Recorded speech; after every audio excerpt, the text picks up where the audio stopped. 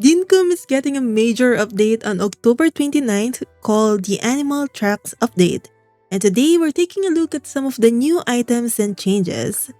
This video was created in partnership with the Dinkum Partner Program, which means I was able to get a copy of this build early.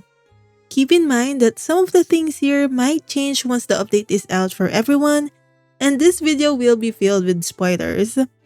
Without further ado, let's get into it. The first thing I noticed when I opened up the new build was the changes to inventory management. You can now auto-sort your items in your backpack and storage chests. Though similar items don't stack as far as I've noticed. Either way, I really love this feature since I always spend a lot of time just trying to organize my chests. We also have a new item called an auto placer. This item is discovered by Franklin after you donate a certain number of shiny discs and complete the Berconium quest. If you've already met these conditions, you must still donate at least one more shiny disc to receive it. The auto placer requires advanced items like the advanced slingshot, which can only be found in the Undergrove, Island Reef, and Jimmy's boat. It also needs a lot of bars, including 5 Berconium bars. Still, I think this is a really good item to save up for, like the auto sorter. To use this item, you can load it with processing machines such as billy can kits, furnaces, and kegs. Simply place 3 of them around the auto placer and put items to be processed in the storage box. After the machines finish processing, they will automatically pull more items from the storage box until it's empty. I love the ability to automate these kinds of tasks as you advance in the game, and I can't wait to reorganize my machines with this. Next, let's talk about the new farm and wild animals in the game. This is one of the major additions to this update, and I really appreciate this revamp on animal ranching. In the previous update, animals could get dirty and sick, so taking care of them became more interactive. With this update, we're given even more incentives to spend time in our ranch because they added 4 new animals to the game and made penguins an official part of the animals you can domesticate in your farm.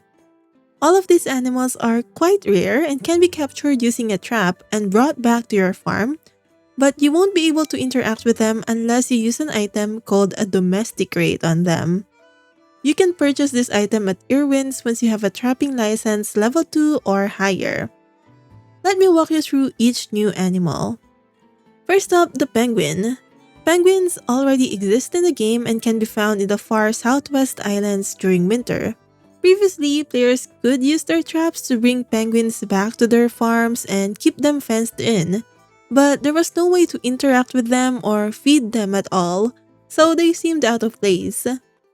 Now, if we use the domestic crate on a penguin, we will have the ability to pet them and rename them. Of course, they will now need their own coop. Feeding penguins is a little bit different. They don't eat animal food and they don't use animal feeders. Instead, you have to drop any cooked fish near them so they can eat. In return, they will give you a pretty pebble the next day, which you can process in the stone grinder to obtain random ores. Then we have the plunk, which can be found near rivers. It will not fight unless attacked first and runs away from predators. I'm unsure if this is the male version of a pleep since pleeps don't show any gender in my current build. The plunk doesn't produce any products and I haven't successfully used it for breeding yet. It is cute though. The Vombull can be found in plains and is the male version of a wombat. Again, this will not attack you unless provoked, and be careful about provoking it. It has a huge amount of health and a strong attack that can cause confusion. If defeated, it will drop a large amount of meat and has a chance to drop prime meat. The Vombull doesn't produce any products either and appears to only be useful for breeding female wombats. The Bandicoot has 2 variations. They can be found near deserts and will attack you if you get close to them. Burrowcoot is the female version and Bowerycoot is the male version. I'm not sure if I'm pronouncing those correctly. Anyway, once fully grown, these creatures can dig up items for you.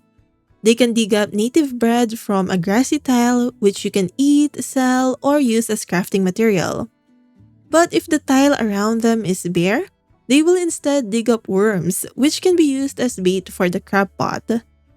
Next, let's look at the rooster, which can be found in tropical regions. When you place a rooster and hen together, you can get a fertilized chicken egg, which you cannot use for cooking or eating.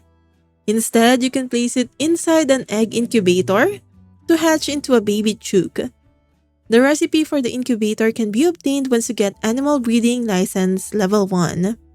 Speaking of breeding, this is actually a new license that you can get once you have Animal Handling License Level 3. If you get the Animal Breeding License Level 2, you'll be able to purchase another new item called Duff Dust from Irwin.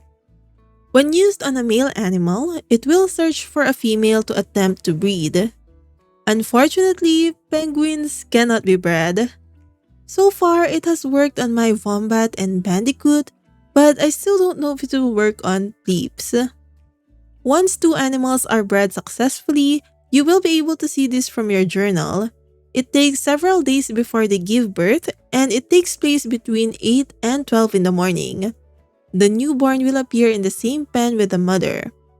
After giving birth, animals cannot breed again for a certain period of time. Last but not the least, let's talk about the new vehicle, trains. This can be unlocked once you've donated a certain number of shiny discs to Franklin. Again, if you've already met the requirement for it, you still need to donate at least one more shiny disc in order to unlock it. The train can only run on tracks and cannot be operated outside of them. In order to craft railway tracks and bridges, you need to have a locomotive license. This can only be unlocked after you already have vehicle license level 2 or higher. It costs iron ore and gumwood planks to craft. If you place the tracks just right, you will be able to make the trains go up hills and even underwater. Though you will need to have a diving helmet to place the tracks properly there. You can also always just use the railway bridge to cross rivers.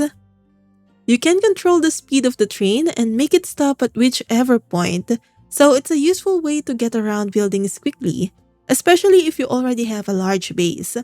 There's even a conductor outfit set that you can purchase from the clothing shop, receive as gifts from villagers, or find at the recycling bin.